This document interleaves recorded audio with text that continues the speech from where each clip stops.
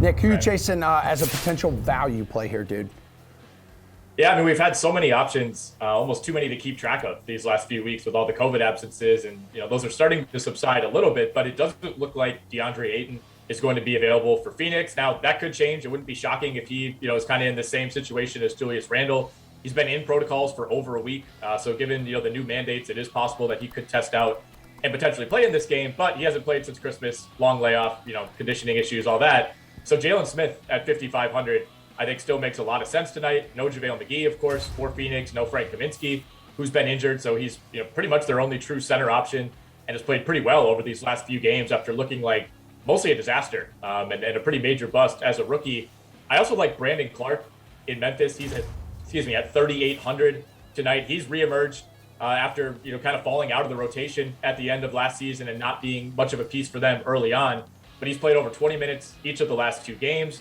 No Kyle Anderson, no Xavier Tillman, no Zaire Williams, no Dylan Brooks for Memphis. So Brandon Clark should be able to hold on to that elevated role for at least another game or two. All right, Gare Bear, give me a potential value play.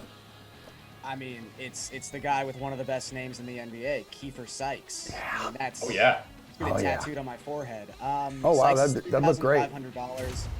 The Pacers have basically had to replace their entire starting backcourt with LeVert and Brogdon in the health and safety protocols. And I will say, Rick Carlisle has finally adapted the way he's coaching this team offensively, finally letting Domantas Sabonis really be the offensive hub of this team. So it's not like the starting point guard position might mean all that much for the Indiana Pacers tonight. But when you look at Sykes versus like Dwayne Washington, who's $500 more expensive than he is probably going to see a similar amount of minutes.